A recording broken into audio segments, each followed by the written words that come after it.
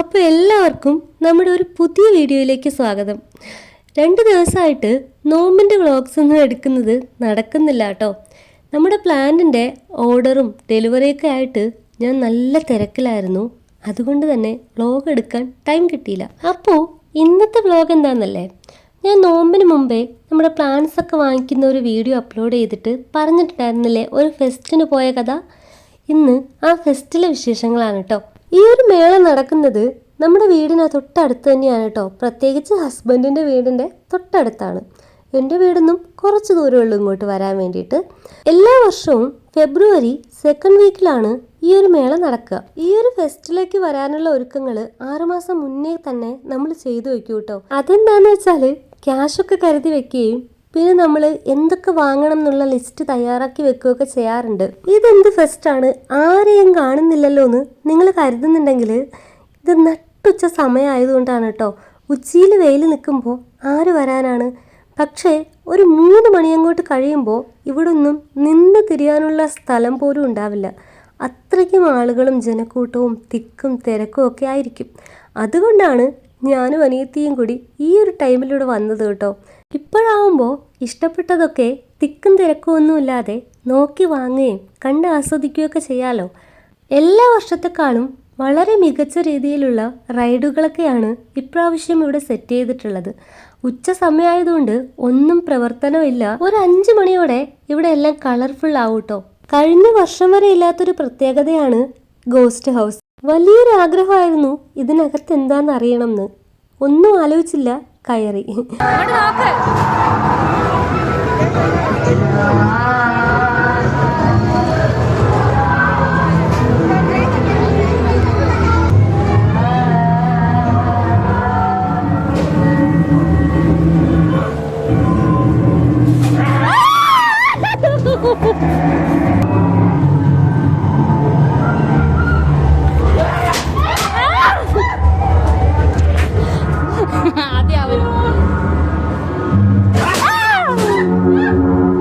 പേടിച്ച് മരിക്കാതെ തിരിച്ചെത്തിയത് കൊണ്ട് ഈ ചെടികളൊക്കെ പരിപാലിക്കുന്നു. ഇത്തവണ മേളയ്ക്ക് പോകുമ്പോൾ എനിക്ക് 3 അജണ്ടകൾ ഉണ്ടായിരുന്നു. ഒന്നാമത്തെ കാര്യം അവിടുത്തെ റൈഡ്സിലെല്ലാം കയറണം എന്നുള്ളത്. അതുപോലെ തന്നെയാണ് ഗോസ്റ്റ് ഹൗസും മത്സ്യകന്യകയുടെ കൊട്ടാരവും ഒക്കെ. അങ്ങനെ മത്സ്യകന്യകയും കാണാൻ കയറിയിട്ടോ. ആളൊരു കൊച്ചു സുന്ദരിയാണെങ്കിലും നമ്മൾ എക്സ്പെക്റ്റ് ചെയ്തൊരു കൊട്ടാരവും ഒരു അറ്റ്മോസ്ഫിയറും ഒന്നും ഉണ്ടായിരുന്നില്ല. അതുകൊണ്ട് എനിക്കത് അത്ര ഇഷ്ടപ്പെട്ടില്ല കേട്ടോ. തിരക്കി നമുക്ക് 4 ടിക്കറ്റ് കിട്ടിയിട്ടുണ്ട്. ഒന്ന് കയറി നോക്കാം.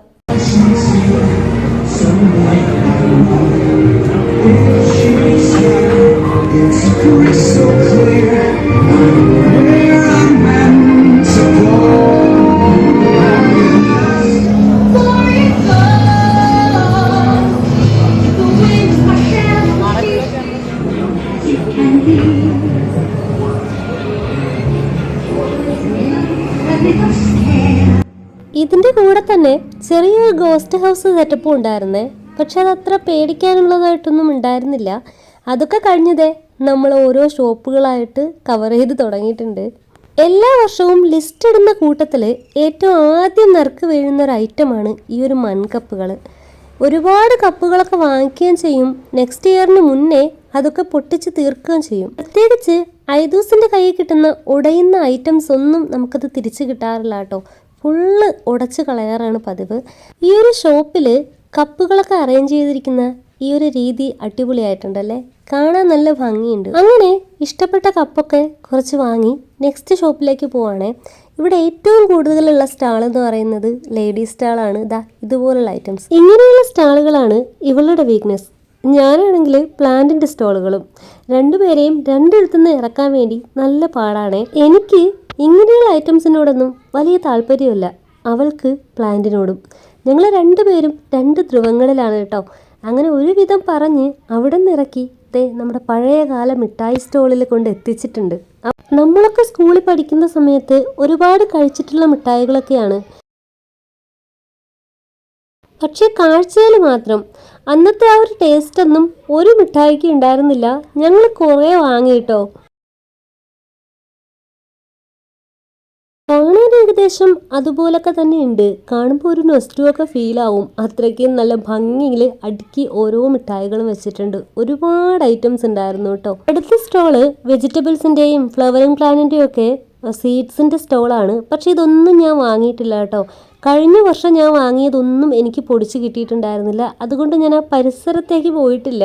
വേണ്ടെന്ന് മനസ്സ് എത്ര പറഞ്ഞാലും ഞാൻ സീഡ് സ്റ്റോളിൻ്റെ മുന്നിൽ ഒന്ന് സ്റ്റക്കായി കേട്ടോ. അപ്പോൾ ദേ ലവൾ അടുത്ത ടെഡി സ്റ്റോളിൽ കയറിയിട്ടുണ്ട്. ഇനി അവിടെ ഒരു 1.5 മണിക്കൂറെങ്കിലും നിന്നിട്ടേ ഇറങ്ങത്തുള്ളൂ. കാണാൻ നല്ല ഭംഗിയാണ് കേട്ടോ. ഇതൊന്നും മേടിക്കാനുള്ള പ്ലാനൊന്നും അല്ല. എല്ലാം എടുത്തൊക്കെ നോക്കി 1-2 ഐറ്റംസ് വാങ്ങിക്കും, അത്രേ ഉള്ളൂ. ഈ സ്റ്റോളാണെങ്കിൽ ഒരു 1.5 കിലോമീറ്റർ നീളത്തിലാണ് ചെയ്തിരിക്കുന്നത്. അവിടെ നിന്ന് ഇവിടം വരെ നോക്കി നോക്കി എത്തുമ്പോഴേക്കും ഒരുപാട് ടൈം എടുക്കും കേട്ടോ. ഞാനാണെങ്കിൽ ഏത് സ്റ്റോളിൽ കയറിയാലും ദാ ഇതുപോലുള്ള ബോർഡുകളാണ് നോക്കാറ്. ബോർഡുകൾ നോക്കിയിട്ടാണ് ഞാൻ സ്റ്റോളിലേക്ക് കയറുന്നത് കേട്ടോ. നമ്മുടെ കയ്യിലുള്ള പൈസ പോകരുതല്ലോ, എന്നാ സാധനങ്ങൾ വേണം താനും. ഇനി എൻ്റെ രണ്ടാമത്തെ അജണ്ട, അവിടെ കിട്ടുന്ന വെറൈറ്റി ഫുഡ്സ് എല്ലാം കഴിക്കണം എന്നുള്ളത് ഞങ്ങളുടെ ഒരു ആഗ്രഹമായിരുന്നു. അതെല്ലാം സാധിച്ചു കേട്ടോ. അതിലൊക്കെ എനിക്ക് ഏറ്റവും ഇഷ്ടപ്പെട്ട ഒരു ഐറ്റംസാണ് കോളിഫ്ലവർ ഫ്രൈയും അതുപോലെ ചൈനീസ് നൂഡിൽസും. ഇനി നമ്മൾ കാണാൻ പോകുന്നതാണ് കുറച്ച് വെറൈറ്റി കോഴികളും കുറച്ച് വളർത്തു മീനുകളും ഒക്കെ. സത്യം പറഞ്ഞാൽ ഞാൻ ഇതുവരെ കണ്ടിട്ടില്ലാത്ത തരത്തിൽ കുറച്ച് മീനുകളൊക്കെ കണ്ടു കേട്ടോ. അടിപൊളി കാഴ്ചകളാണ്. ഇതാ കണ്ടോ, അടിപൊളിയായിട്ടില്ലേ? പല വർണ്ണങ്ങളിൽ നല്ല ഭംഗിയുള്ള മീനുകളാണ്. എനിക്കിതിനെ ഇങ്ങനെ കണ്ട് ആസ്വദിക്കാനാണ് ഇഷ്ടം. എനിക്ക് വളർത്താൻ അറിയുകയുമില്ല, അതിനൊരു ചെറിയ താല്പര്യം പോലും ഇല്ല കേട്ടോ. പക്ഷെ ഇതുപോലെ കാണാൻ ഭയങ്കര ഇഷ്ടമാണ്, നല്ല രസമുണ്ട്.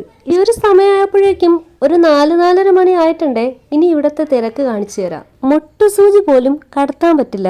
ഇതൊക്കെ കൊണ്ടാണ് നമ്മൾ നേരത്തെ അങ്ങ് പോകുന്നത് കേട്ടോ. പിന്നെ നമ്മളൊരു ഐസ്ക്രീമൊക്കെ കഴിച്ച് കുറച്ച് നേരം ഒരു സ്ഥലത്തിരുന്നു. ഒരുപാട് നേരമായിട്ട് നമ്മൾ ഇങ്ങനെ കാഴ്ചകളൊക്കെ കണ്ട് നടക്കാണ്. ഉമ്മാക്ക് സുഖമില്ലാത്ത ആളാണ് കേട്ടോ. അപ്പോൾ കുറച്ച് നേരം റെസ്റ്റ് കൊടുക്കാമെന്ന് കരുതി നമ്മളവിടെ ഇരുന്നതാണ്. കുറച്ച് നേരം, അധികം നേരം നമ്മളവിടെ ഇരുന്നേ. ഉമ്മ വരുന്നില്ലെന്ന് നേരത്തെ പറഞ്ഞതാണ്. ഞാൻ നിർബന്ധിച്ച് വഴക്കൊക്കെ ഉണ്ടാക്കിയാണ് ആളെ കൊണ്ടുവന്നത്. അപ്പോൾ കുറച്ച് റെസ്റ്റൊക്കെ കൊടുത്തില്ലെങ്കിൽ വീട്ടിൽ ചെല്ലുമ്പോൾ ആൾക്ക് തീരെ വയ്യാണ്ടാവും. അതുകൊണ്ടാണ്. അപ്പോൾ ഇപ്പോൾ നമ്മൾ നിൽക്കുന്നത് നമ്മുടെ ബിഗ് റൗണ്ട് ഊഞ്ഞാലില്ലേ, നമ്മളിവിടെ പറയുന്നത് കറക്കൂഞ്ഞാല്, അല്ലലൂഞ്ഞാല് എന്നൊക്കെയാണ്. എൻ്റെ ലൈഫിൽ ഞാൻ ഒരിക്കലും വിചാരിക്കാത്തൊരു കാര്യമാണ് ഈ ഒരു ഊഞ്ഞാലിൽ ഞാൻ കയറുമെന്നുള്ളത്. എനിക്ക് ഭയങ്കര പേടിയുള്ള ഒരാളാണേ. അനിയത്തിയുടെ ഒറ്റ നിർബന്ധത്തിൽ ടിക്കറ്റൊക്കെ എടുത്തിട്ട് ക്യൂ നിൽക്കുകയാണ് കയറാൻ വേണ്ടിയിട്ട്. താഴെ നിന്ന് നോക്കിയിട്ട് പേടിച്ചിട്ട് കൈയും കാലും വിറയ്ക്കുന്നുണ്ടായിരുന്നേ. എന്തായാലും ഒരു ഉള്ളിൻ്റെ ഉള്ളിൽ വല്ലാത്തൊരു ധൈര്യം കടമെടുത്ത് നിൽക്കുകയാണ് അനിയത്തിയുടെ കയ്യിൽ നിന്ന്. ക്യാമറ ഒക്കെ ഓണായിരുന്നെങ്കിലും വൃത്തിയായിട്ടൊന്നും എടുക്കാൻ പറ്റിയില്ല കേട്ടോ.